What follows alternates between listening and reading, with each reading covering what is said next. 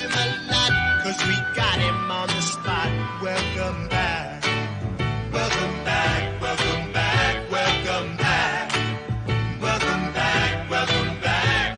Hello listeners, this is Paula Schaffner and welcome back to On the Spot. This week I'll be looking at the Welcome Back Kotter episode number 19, One Flew Over the Cuckoo's Nest, with flu spelled F-L-U, obviously punning on the title of the Jack Nicholson movie which came out the previous November, and that was based on a 1962 Ken Kesey novel. This first aired on February 5th, 1976. The IMDb summary is, a flu epidemic requires several advanced students to join Kotter's class where they quickly outshine his struggling students. Kotter boosts the battered self-confidence of his sweat hogs by demonstrating that not all smarts are book smarts. Bob Lehendro directed again, and this was written by Eric Cohen, and not surprisingly his previous episodes were The Election and Barbarino's Girl, which also featured Judy Borden. This episode sees the return as well of Todd Ludlow, played by Dennis Bowen. This is another episode without Verna Jean. In the cold opening, Julie is in a plaid long-sleeve blouse, jeans, and her glasses, and she hangs up the phone in annoyance. Gabe is in a sweater and slacks, reading the paper on the couch. He asks what's the matter. She says it was a crank call. She doesn't know why kids have to make crank calls. She asks if he ever did that. He says just once, when he was about 11, he called up a butcher and asked if he had pig's feet, and then of course he asked where the butcher bought his shoes. Gabe grins, and I just want to note this is an episode where neither joke is about a married couple, so that's unusual.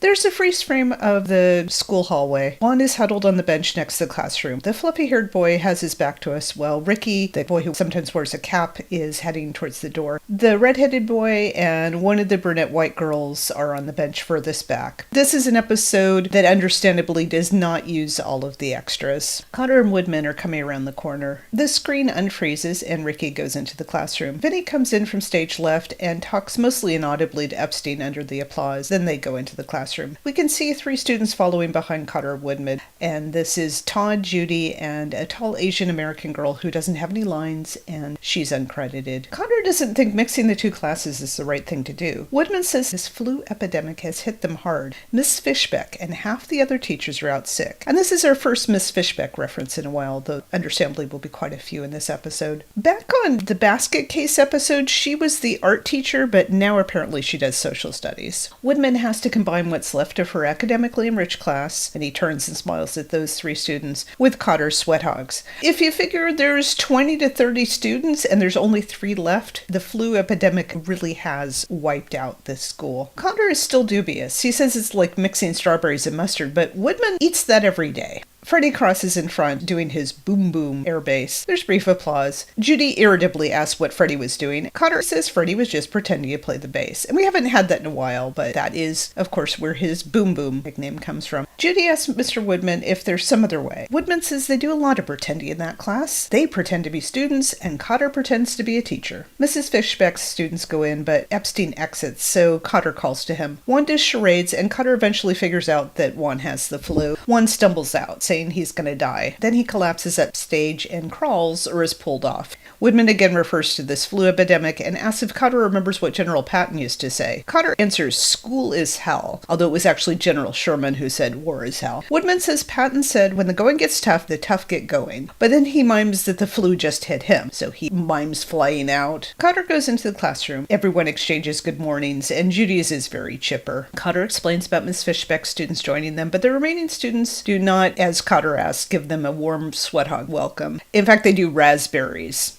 Sound. And that includes the 3 extras. Judy, under the applause, says, cute. Freddie asks Mr. Kotter, if they academically enriched, then what is we? Unenriched? Todd says they're dumb. Vinny calls Todd Howdy Doody, which the audience really likes. And of course, that's another of these 50s references on this 1970s show. Howdy Doody was still well known at that time. It had actually left the air in the 60s. And of course, anybody watching Welcome Back Kotter probably also watched Happy Days, where there were frequent Howdy Doody references, and in fact Howdy shows up himself with Buffalo Bob. job. Vinny tells Todd a more elaborate version of Up Your Nose with a Rubber Hose, which includes Todd blowing his brains out. Judy asks Vinny when he's going to change the oil in his hair, to the amusement of her classmates. Now, we had in Barbarino's Girl, Vinny and Judy exchanging insults and then being attracted to each other and kind of sort of going out. Then in the sit-in episode, Todd and Judy were on pretty good terms with the sweat hogs, and now we're kind of back to where we were before. Freddie tells Judy she can lose 10 ugly pounds in a hurry by having her head removed, which amuses Vinny and the white female extra. Neither of these insults is that original. Kotter ends the ranking. He says they have a lot more casualties, meaning from the flu, and he's surprised that Arnold is absent. Vinny says Arnold has never been absent in the whole time he's known him. And again, I don't know how long Vinny and Arnold have known each other, but I suspect it's since grammar school. Freddie says Arnold never gets sick, probably because no germ would want to live on his body, which amuses Vinny. They slap hands. Arnold enters in his usual outfit, but with a mask covering his mouth, but not his nose. He does his laugh. The audience laughs and applauds. Kotter tells Arnold to take the mask off so they can understand what he's saying. So Arnold takes off the mask and repeats his laugh. Kotter tells him it's nice to be safe, but you can carry flu prevention a little too far. And obviously watching this episode in the post-COVID days is very different now. And that is a thing that people will say that they can't understand somebody wearing a mask. But we will actually see how well this mask works for flu prevention later in the episode. Arnold says Kotter isn't looking so hot himself, and that's foreshadowing of how Kotter will get sick later in the episode. Arnold sets his lunchbox on Kotter's desk and opens it up to offer vitamins. Some will make his complexion pretty, others will strengthen his teeth and nails, and others will make him friskier with the misses. And Arnold does his quick eyebrows and grin thing when he says something suggestive. There's laughter, applause, and whistles. I don't even know if I want to get into the idea that Arnold is carrying around quote-unquote vitamins in his lunchbox that do all these things, including some sort of proto-Viagra. Kotter asks what pills he takes to make Arnold sit down. Arnold laughs again and closes up his lunchbox. He says, "Go ahead, go ahead." Kotter says yesterday. So we know this isn't Monday, and we'll later find out it's not Friday. So it's Tuesday, Wednesday, or Thursday. They were talking about world economics, which changed greatly with the discovery of the New World. He wants to know who was the first explorer to chart the American coastline. Miss Fishbeck's students eagerly raise their hands, but the sweat hogs look blank. Kotter calls on Todd, who stands and says, Amerigo Vespucci. Vinny thinks Todd made this up. He, Arnold, and Freddie laugh. Judy condescendingly says, "You don't know who Amerigo Vespucci was?" Vinny defensively says that was Chef Boyardee's maiden name. Kotter asks about the discovery of the Mississippi River. Again, Miss Fishbeck's students are eager. Kotter reluctantly calls on Judy. She proudly says DeSoto. Arnold stands and happily says that DeSoto was the name of his father's first taxi cab, and those cars were made from 1928 to 61, although it wasn't necessarily new when Arnold's father got the cab. This is another reference to Arnold's father driving a taxi cab, although we'll later find out it's really his stepfather. Kotter asks what he calls a very simple question that we all know because we learned it in the 3rd grade. What were the names of Columbus's 3 ships? Vinny says he used to know that. Arnold encourages Freddie to answer. The white extra girl looks like she's racking her brains to remember. And I just want to say right now, these wouldn't necessarily have been the extras that I would have chosen. I would have liked to have seen what I call the Not Gutenberg boy, and I would have liked to have seen Joyce. But the extras we have are okay. Arnold, Vinny, and Mr. Kotter encourage Freddie to answer, so he stands. He comes up with Nina, and the sweat hogs, Kotter included, are very proud of him. And I was thinking if this were a few years later, you'd expect somebody to go, "Good answer," like on Family Feud. Freddie happily says the Pinto. Arnold says that was his father's second taxi cab, and those were made from 1970 and 1980, and as Wikipedia puts it, the fuel tank design attracted both media and government scrutiny after several deadly fires occurred when the tanks ruptured in rear-end collisions.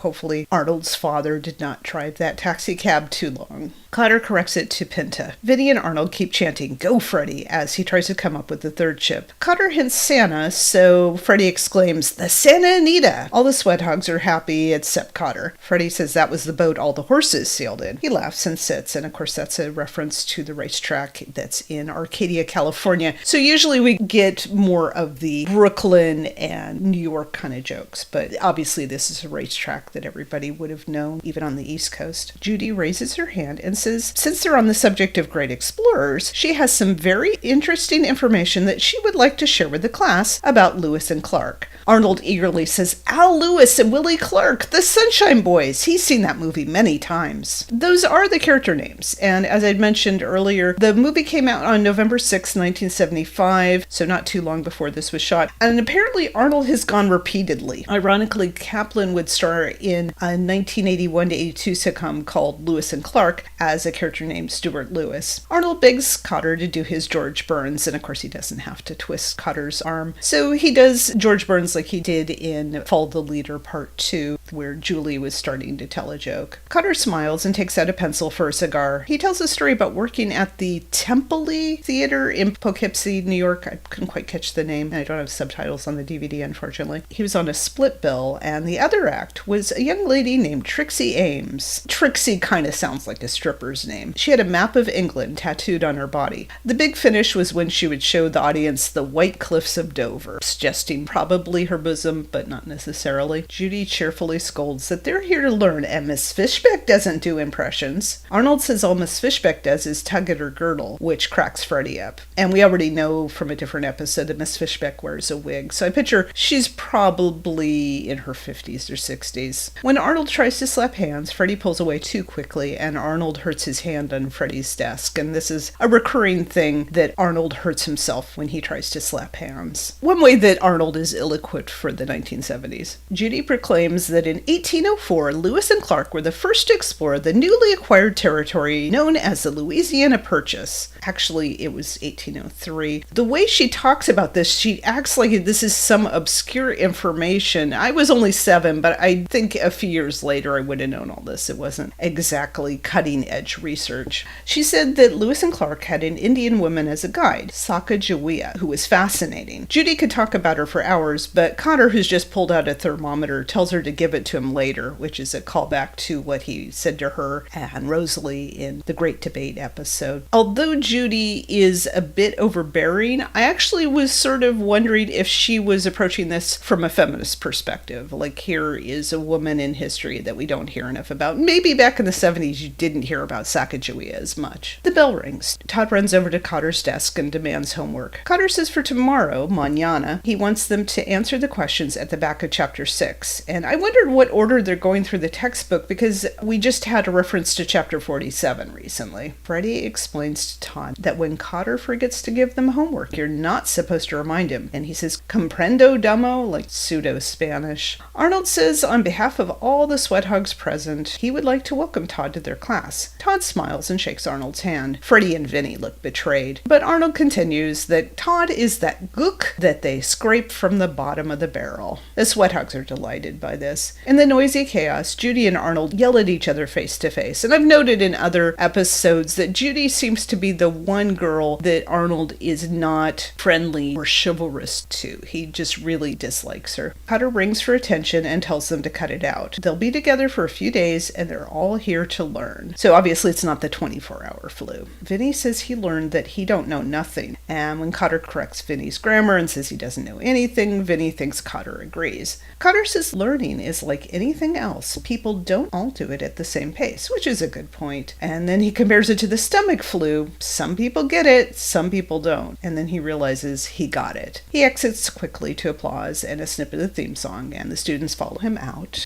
We go to the apartment, and Julie is in an orange-pink colored robe sitting on the sofa bed. Kotter comes out of the bathroom in his blue robe. In a sick voice, he tells her he has a 0 temperature. He hands her the thermometer. She thinks he's reading it wrong. According to this, he died 3 days ago. She asks how he feels. He says he feels like that gook that they scraped from the bottom of the barrel, so what Arnold had said to Todd. She wants him to get back in bed, but he says he can't leave his class with Miss Fishbeck's class. They're feeling inadequate already. If he doesn't show up, they'll probably stop trying to learn. And then he worries that they'll put the sweat hogs with Mr. Melman's metal shop if Gabe isn't there. And then the sweat hogs will build a tank. Julie tells him he's crazy. He says he knows, but that's what makes this marriage work. She offers to make him breakfast or pack him a lunch, but he doesn't want her to mention food. She tells him he can't go an entire day without eating. He makes a sandwich of 2 pieces of bread, Anacin, Pepto-Bismol, and milk of magnesia with nasal spray for dessert. He tells her he doesn't feel good. She says, "Aw," and gives him a nice hug. hug. There's applause as we fade to the next scene. So we don't get a lot of Julie, but that was a cute little scene with them. And obviously Kotter doesn't worry about getting anybody else sick. It's just, there's this epidemic in their neighborhood and there's no stopping the flu. Everybody's going to get it eventually.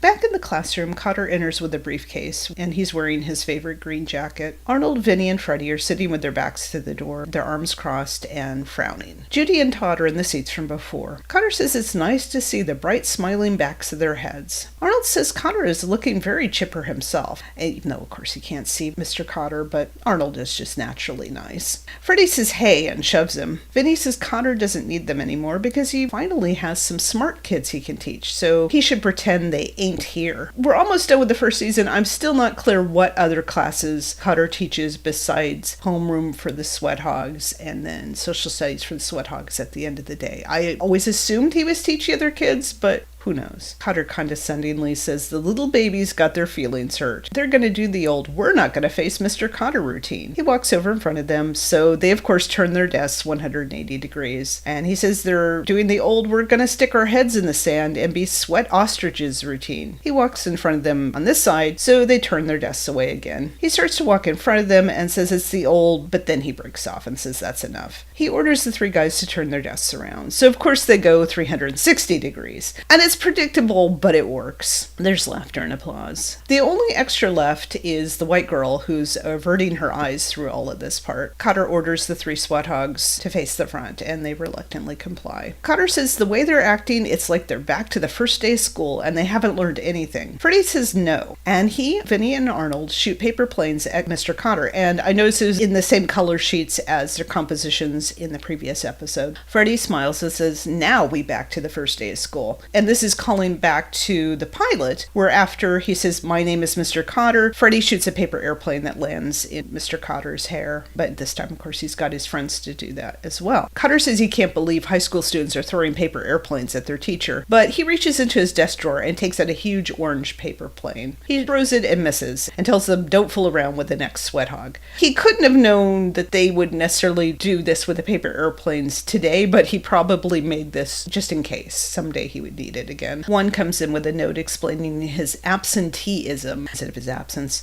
Kotter starts to read it, but is surprised that Juan doesn't read along. It says, Dear Mr. Kotter, please excuse Juan's absence. He was homesick with the stomach flu. Sincerely, Mrs. Epstein. Juan is ashamed that this is the first legit excuse he's turned in 11 years. And I think that they were high school juniors, so that works out. I guess he didn't bring one in kindergarten. He calls himself the flim-flam man of Buchanan High School. And again, we really haven't had that many Epstein's mother's notes this season. I was really expecting a lot more. Juan's buddies are sympathetic, and Arnold gets laughter on his delivery of, how you feeling, Juan? Juan says better. Arnold offers Juan half his liverwurst sandwich from yesterday. Juan is so nauseated he exits, taking the note with him. Kotter tells Arnold to put that thing away before he empties the school out. He reminds the class of the homework, and Vinny gets very defensive about not doing it. Arnold says if Vinny didn't do his homework, then the chances is very great that Arnold didn't do his. Freddie, of course, says, hi there, and he doesn't happen to have his homework here handy, his catchphrases. Todd's homework is on several sheets of green paper, while Judy's is on blue and typed in triplicate. And I'll just note, I was in high school in the 80s, and you could still turn in homework that was handwritten, although it was always considered better if it was typed. Obviously, we didn't bother with triplicate, but Judy is an overachiever. Freddie asks Mr. Kotter,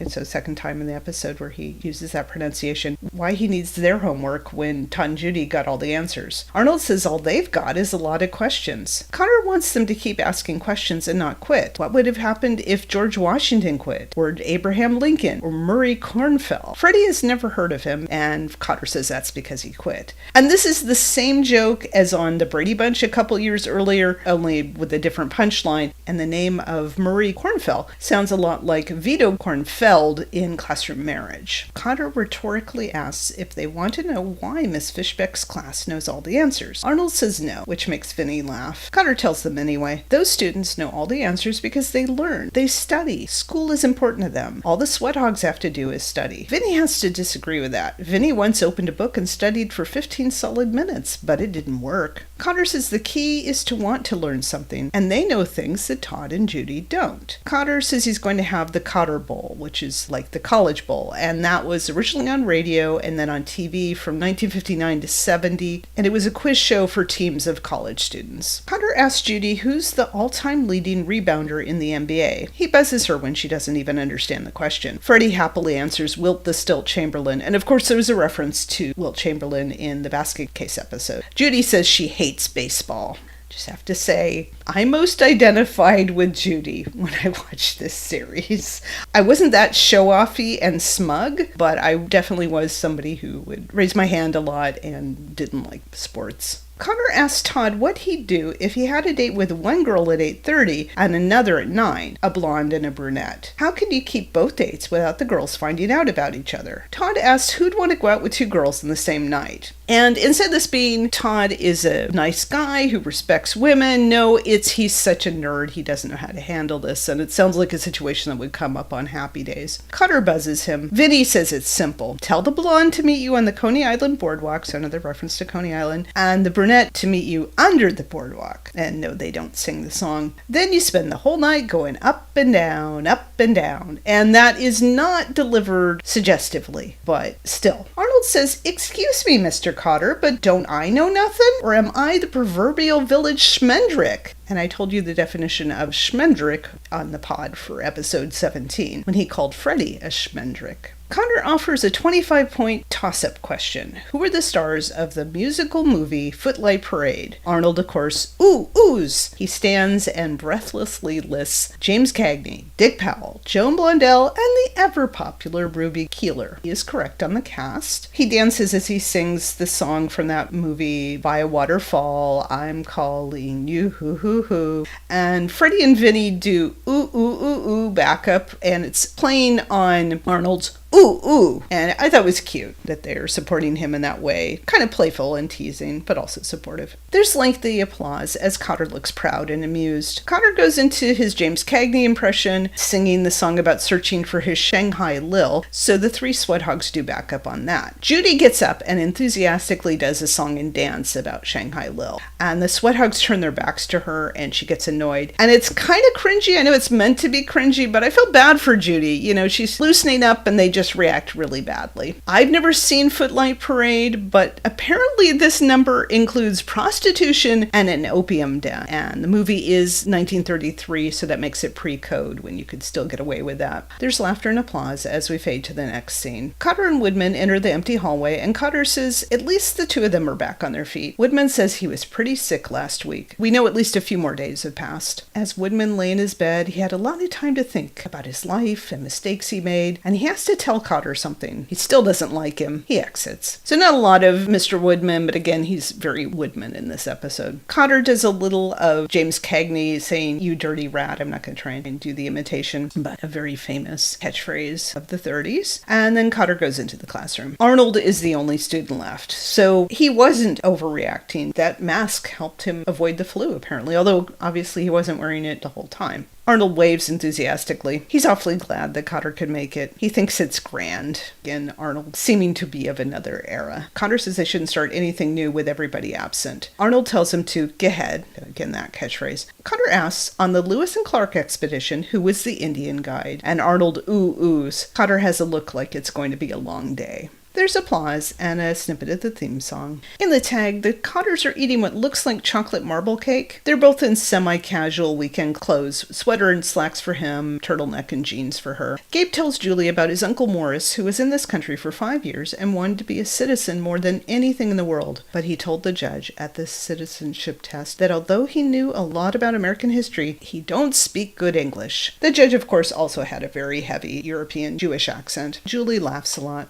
While I did enjoy this episode, I felt like there wasn't a lot to it. I give each of these episodes a letter grade, like in a classroom, so F- to A+, and I'm going with a B- on this one. It was better than the previous one, but it did feel a little imbalanced. And I also choose a head of the class, and that is the character, not necessarily a student, whose performance I most enjoyed or whose arc was most interesting. I'm actually going to go with Juan because he's not in it much, but he definitely gives it all, even though the character is very sick. And part of that unbalanced feeling is that the episode needs more Juan. It's interesting to get the honor students back and to have them compared to the sweat hogs, but I'm not entirely sure how well that works. The flu epidemic is an interesting concept, but it bothers me a little bit that Kotter is super sick in the morning and then he seems fine at school. And I don't know if that's a plot hole or it's just that Kotter just really brazened things out, or maybe he took some of Arnold's vitamins, who knows. So I just found that a little bit implausible. Apparently he did get sick later based on his conversation with Woodman.